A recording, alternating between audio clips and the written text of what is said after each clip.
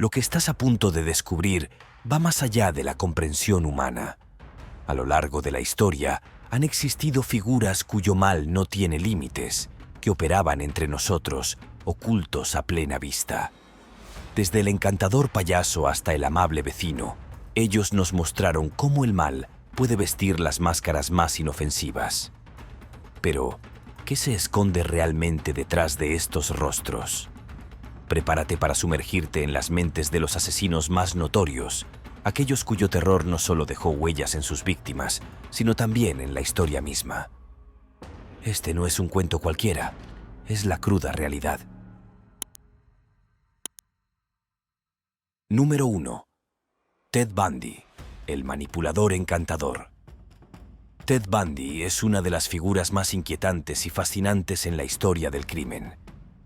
A primera vista parecía un hombre común, incluso encantador. Su porte elegante, su educación y su habilidad para relacionarse lo hacían destacar como alguien confiable.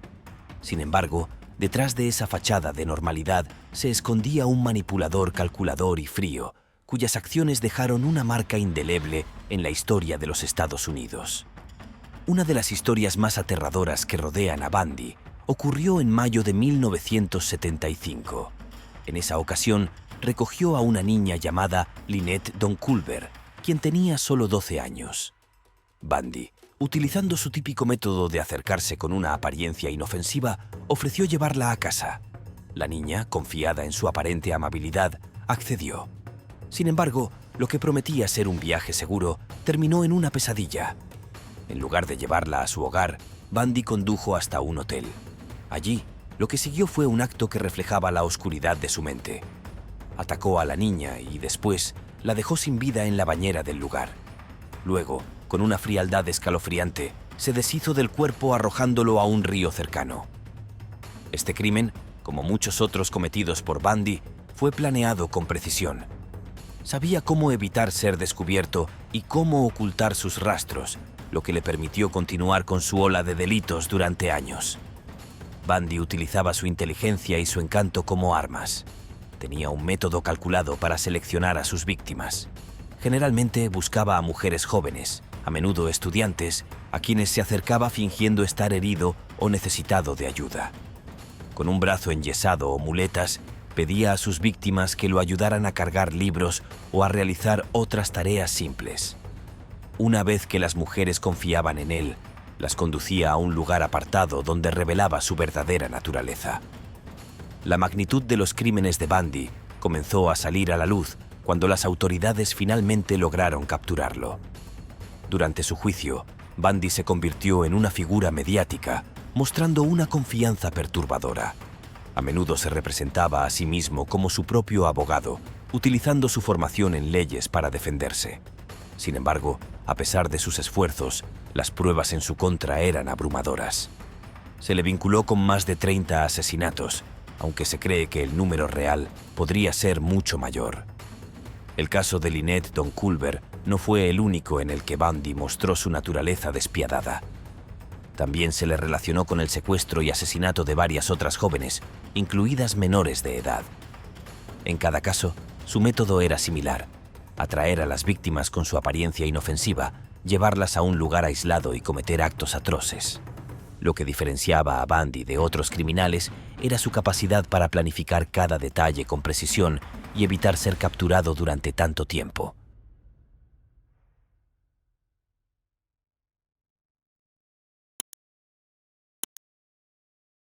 Número 2. Jeffrey Dahmer, el huésped de las sombras.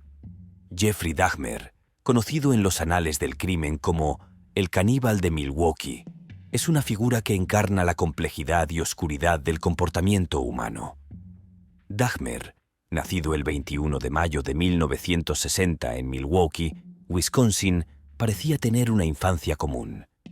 Sin embargo, desde muy joven, mostró comportamientos inquietantes que pasaron desapercibidos para quienes lo rodeaban. Detrás de su personalidad aparentemente reservada, se encontraba una mente perturbada que más tarde cometería algunos de los crímenes más horrendos de la historia. Uno de los casos más escalofriantes relacionados con Dahmer involucra a un joven de 14 años llamado Conerak Sintasomphone.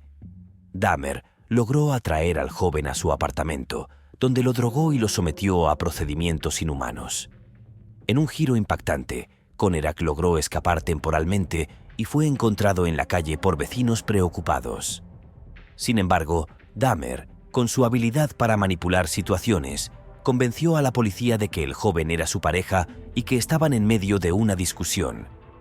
Las autoridades, confiando en la versión de Dahmer, devolvieron al muchacho a su apartamento, donde encontró un trágico destino. El caso de Conerak no fue un incidente aislado. Jeffrey Dahmer tenía un patrón claro y aterrador.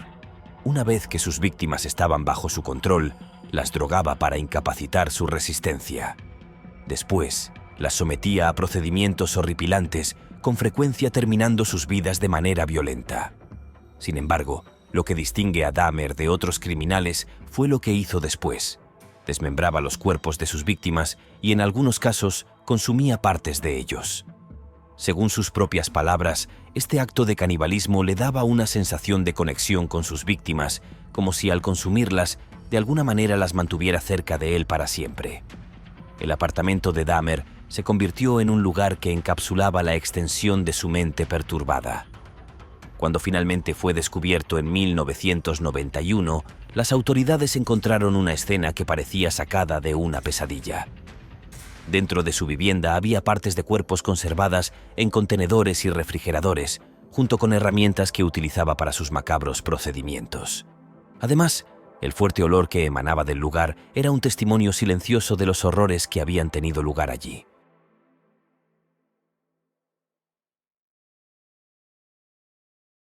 Número 3.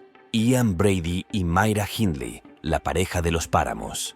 Ian Brady y Myra Hindley son nombres que evocan escalofríos en quienes conocen la historia de los llamados asesinos de los páramos.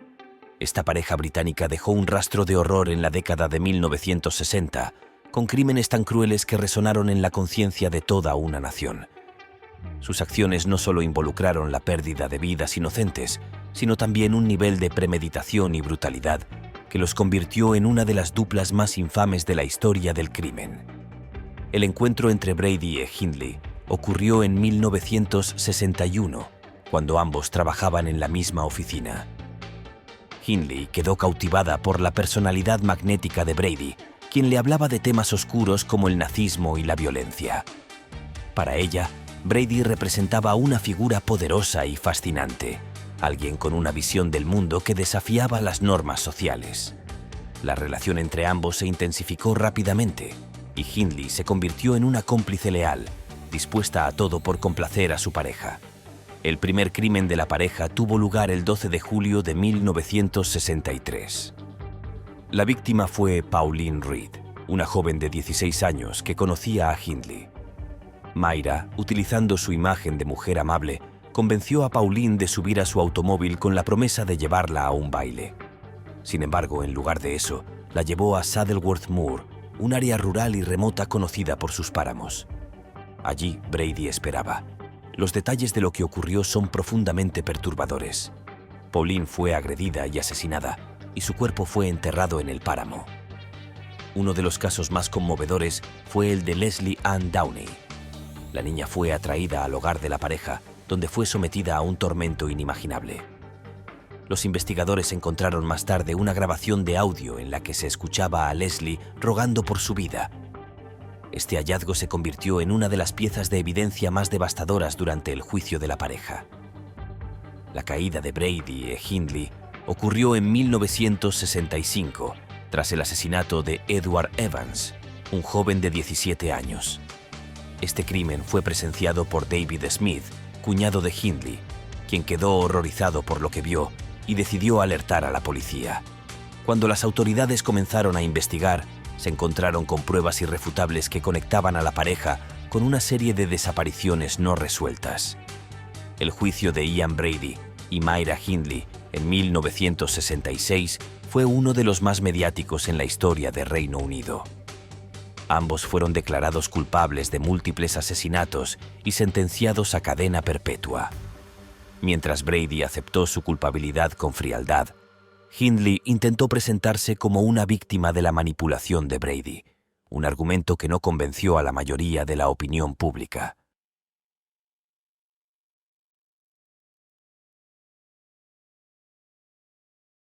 Número 4. John Wayne Gacy, el payaso macabro. John Wayne Gacy, conocido como el payaso asesino, es uno de los criminales más infames en la historia de Estados Unidos. Este hombre, nacido el 17 de marzo de 1942 en Chicago, Illinois, parecía llevar una vida respetable y ejemplar. Empresario exitoso, miembro activo de su comunidad y animador en fiestas infantiles, Gacy encarnaba lo que muchos considerarían el ciudadano ideal. Sin embargo, detrás de esa fachada se ocultaba un depredador con una doble vida aterradora que dejó un legado oscuro de dolor y tragedia. La infancia de John Wayne Gacy no estuvo exenta de dificultades. Creció bajo la sombra de un padre autoritario que no dudaba en menospreciarlo y ridiculizarlo, incluso frente a otras personas. Esta relación disfuncional influyó profundamente en la personalidad de Gacy, sembrando en él una inseguridad que más tarde evolucionaría en comportamientos alarmantes. A pesar de esto, Gacy logró establecerse como un hombre exitoso en el ámbito laboral, destacándose como contratista de construcción. El modus operandi de Gacy era tan meticuloso como perturbador. A menudo identificaba a jóvenes vulnerables, generalmente adolescentes, que buscaban empleo o que confiaban en su amabilidad. Gacy los atraía a su hogar con la promesa de trabajos bien remunerados en su empresa de construcción. Una vez dentro de su casa, utilizaba su habilidad para manipular y ganarse la confianza de sus víctimas. Les ofrecía bebidas, les mostraba trucos de magia y finalmente los sometía a su voluntad con un método escalofriante. El truco de la cuerda, como él lo llamaba, era su técnica para inmovilizar a sus víctimas. Gacy utilizaba esposas o ataba las manos de los jóvenes bajo la premisa de enseñarles un truco de magia. Sin que ellos lo supieran, lo que parecía un juego inocente se transformaba rápidamente en una trampa mortal. Una vez inmovilizadas, las víctimas eran sometidas a abusos y finalmente asesinadas por estrangulamiento. Lo más impactante de su método era la frialdad con la que ejecutaba cada paso, mostrando un control absoluto sobre sus actos. La caída de Gacy comenzó en diciembre de 1978, cuando un joven de 15 años llamado Robert Pist desapareció después de haber sido visto con él. La investigación sobre su desaparición llevó a la policía a la casa de Gacy, donde inicialmente no encontraron pruebas concluyentes. Sin embargo, las sospechas persistieron y las autoridades obtuvieron una orden para registrar nuevamente la propiedad. Fue entonces cuando se descubrieron los restos humanos en el sótano, revelando la magnitud de los crímenes de Gacy.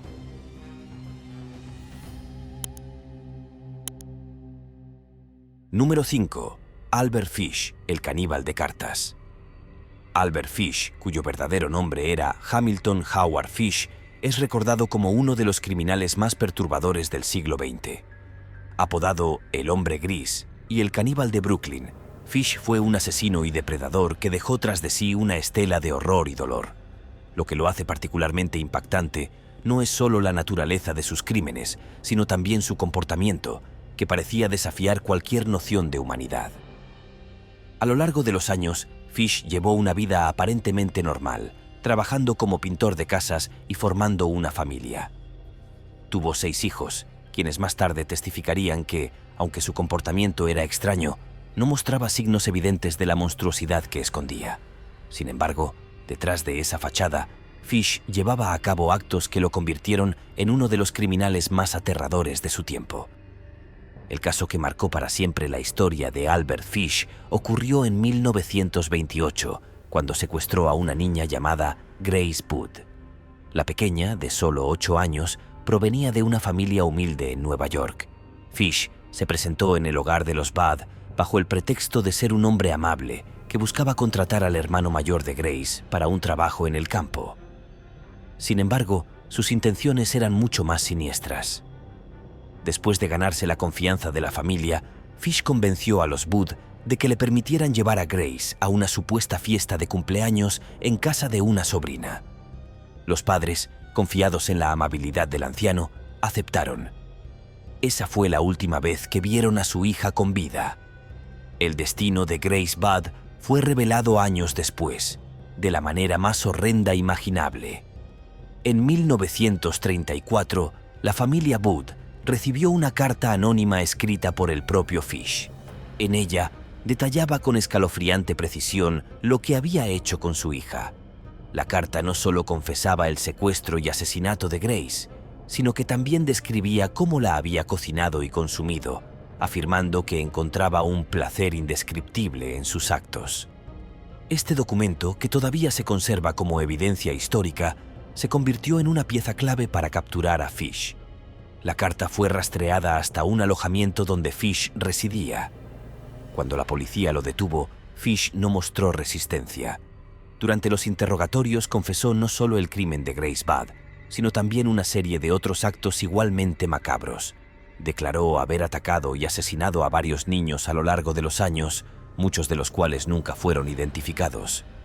Además, reveló prácticas perturbadoras como insertar agujas en su cuerpo y consumir carne humana.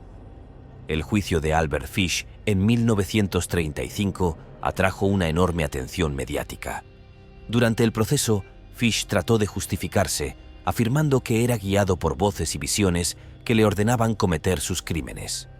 Los psiquiatras que lo examinaron lo diagnosticaron con varias enfermedades mentales, pero también concluyeron que era consciente de sus acciones y, por lo tanto, responsable de ellas. Número 6. Luis Alfredo Garavito, la sombra de los inocentes. Luis Alfredo Garavito, apodado La Bestia, es uno de los asesinos en serie más aterradores de la historia moderna. Nacido el 25 de enero de 1957 en Génova, un pequeño municipio de Colombia, Garavito pasó la mayor parte de su vida oculto entre las sombras de una sociedad que jamás imaginó el monstruo que se encontraba en su medio.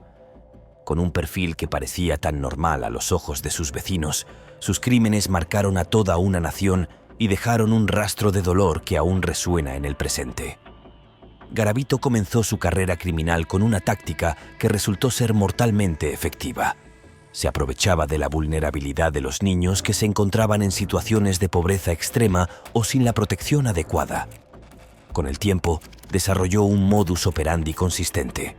Se acercaba a niños que veían en él una figura confiable, un adulto aparentemente amable que ofrecía ayuda o atención. Les prometía comida, ropa o dinero, generando la sensación de seguridad necesaria para que los menores lo acompañaran. Lo que Garavito les ofrecía era, en realidad, una trampa mortal. Lo que hacía después era indescriptible. Una vez que los niños estaban bajo su control, los llevaba a zonas aisladas, generalmente a bosques o lugares apartados, donde perpetraba sus crímenes. La naturaleza de sus actos fue profundamente perturbadora. No solo los mataba, sino que les infligía torturas antes de terminar con sus vidas. La brutalidad de sus crímenes, la frialdad con la que los cometía y la capacidad de esconderlos durante años lo convirtieron en uno de los asesinos más prolíficos de la historia moderna. A lo largo de los años, Garavito, con su máscara de cordialidad, logró escapar a la justicia durante mucho tiempo. Aunque los asesinatos no se vinculaban directamente entre sí, los patrones de sus crímenes eran inconfundibles. Utilizaba su habilidad para manipular a las autoridades y el sistema para mantenerse fuera del radar. Sin embargo, la aparición de un niño secuestrado que sobrevivió a su ataque fue lo que finalmente llevó a las autoridades a dar con su paradero. En abril de 1999, un niño de 12 años, John Iván Sabogal, fue secuestrado por Garavito. El niño logró escapar mientras Garavito se encontraba distraído, lo que permitió que los agentes de policía lo rastrearan. Con la descripción del niño sobreviviente, la policía pudo vincular a Garavito con los crímenes y se dieron cuenta de que el caso del niño desaparecido era solo la punta del iceberg.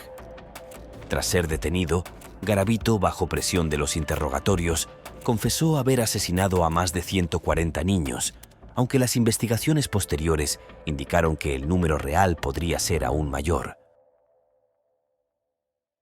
Número 7. Dennis Nielsen, el vecino macabro.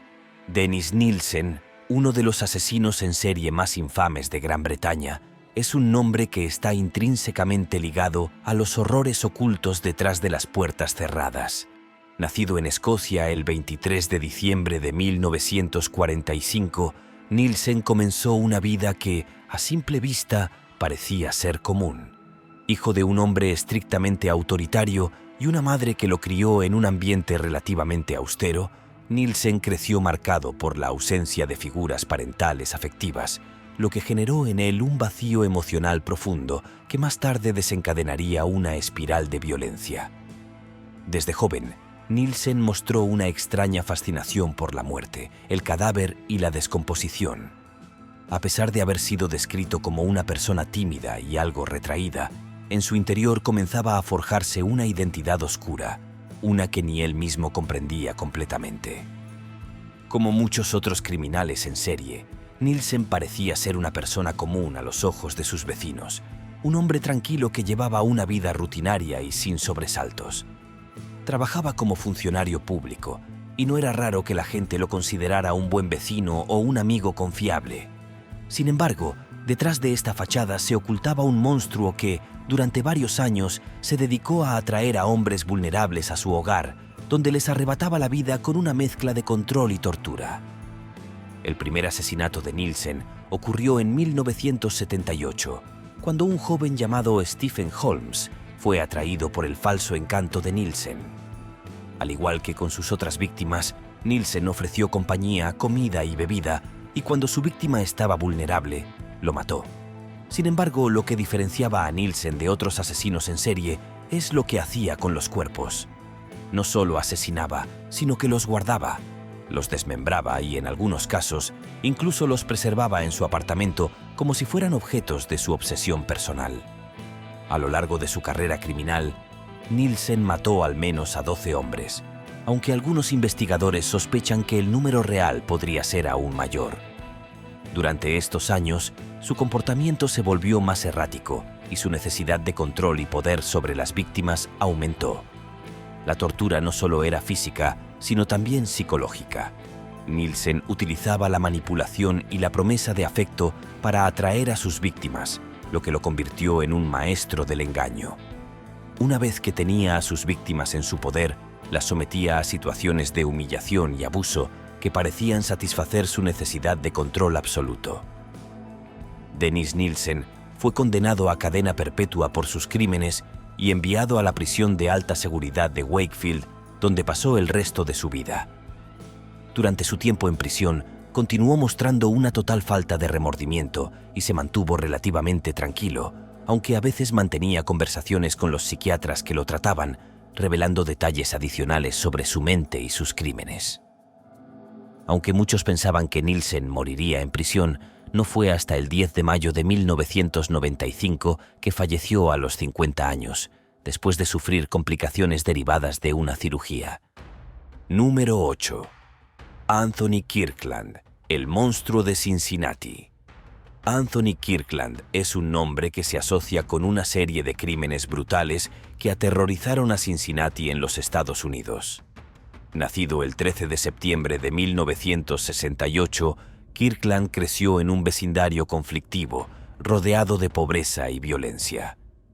Su historia, como la de muchos otros asesinos en serie, está marcada por una infancia difícil, donde las malas influencias y las experiencias traumáticas jugaron un papel fundamental en el desarrollo de su psicopatía. Kirkland comenzó a mostrar signos de violencia desde joven. En su adolescencia ya había cometido varios delitos menores, pero lo que realmente lo distinguió fue su tendencia a utilizar la violencia para resolver conflictos. A pesar de ser arrestado varias veces durante su juventud, siempre lograba evitar las consecuencias más graves de sus acciones. Sin embargo, su historia de delincuencia alcanzó un nuevo nivel cuando comenzó a atacar a mujeres jóvenes en su comunidad. El modus operandi de Anthony Kirkland era característico de un asesino en serie. Se acercaba a sus víctimas, muchas de las cuales eran mujeres jóvenes y vulnerables, a menudo ofreciéndoles trabajo o ayudándolas de alguna manera.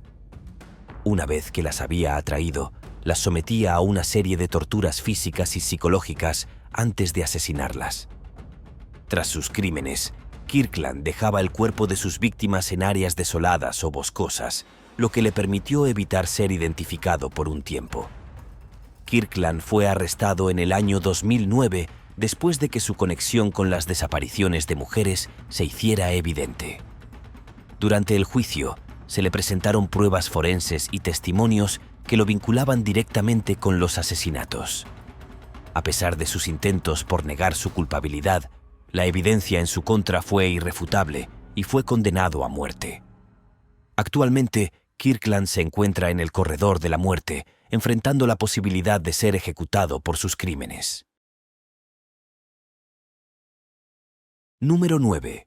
Robert Black, el secuestrador silencioso.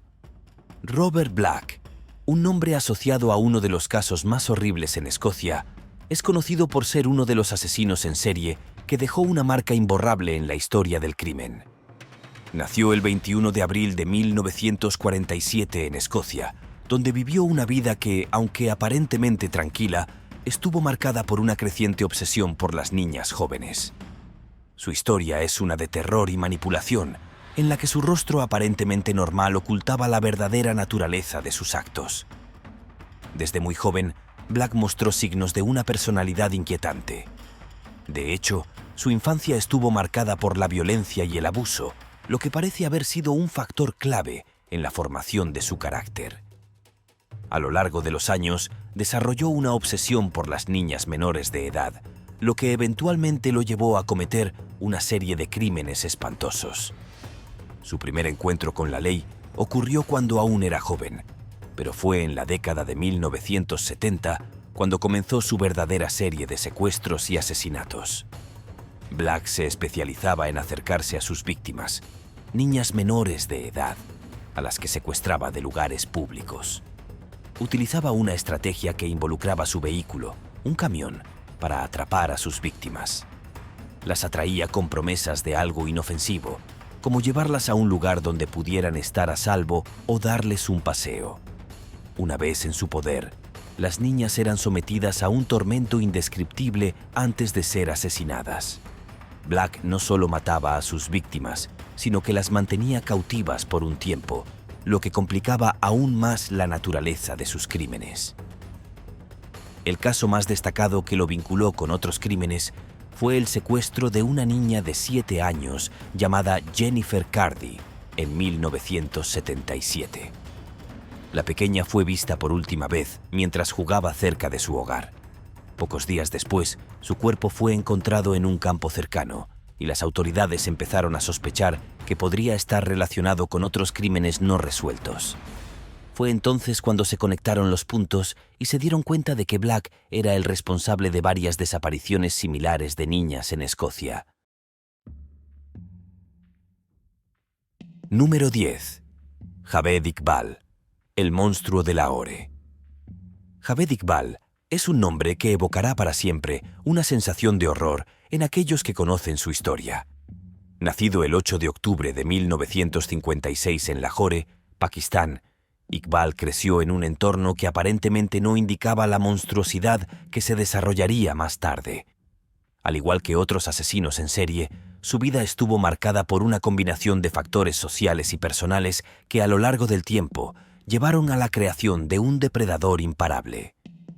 Iqbal fue hijo de un hombre de negocios, lo que le proporcionó una vida relativamente cómoda en su juventud. Sin embargo, desde temprana edad, mostró comportamientos extraños y peligrosos que lo separaban de otros niños de su edad. A medida que crecía, su fascinación por el poder, el control y el abuso se intensificó, y a menudo utilizaba su posición en la sociedad para manipular y someter a otros. A diferencia de muchos criminales, Iqbal no se ocultó durante mucho tiempo. En lugar de ser un asesino que operaba en las sombras, su notoriedad se construyó a partir de sus propios actos de monstruosidad y de su deseo de dejar una marca en el mundo. La historia de Iqbal alcanzó una notoriedad internacional en 1999, cuando él mismo decidió poner fin a su reinado de terror de una manera macabra. Javed Iqbal se entregó voluntariamente a las autoridades, no sin antes escribir una carta detallada en la que confesaba haber asesinado a más de 100 niños. En su carta, Iqbal no solo reconoció sus crímenes, sino que también ofreció un desglose minucioso de cómo había capturado, torturado y asesinado a sus víctimas. De acuerdo con sus relatos, la mayoría de las víctimas eran niños huérfanos o en situaciones de vulnerabilidad extrema, lo que facilitó su manipulación. Iqbal, en su carta, también describió cómo él mismo había atraído a sus víctimas, haciéndose pasar por alguien que quería ayudarlos. Les ofrecía comida, dinero o refugio en su hogar, solo para luego someterlos a torturas inimaginables. Su crueldad no solo estaba en el asesinato en sí, sino en los métodos con los que mantenía a las víctimas bajo su control antes de darles muerte. Lo más perturbador es que Iqbal no mostró ningún remordimiento en su confesión. Para él, sus crímenes eran simplemente una forma de venganza contra la sociedad, la policía y las autoridades, quienes, según él, lo habían perjudicado en el pasado.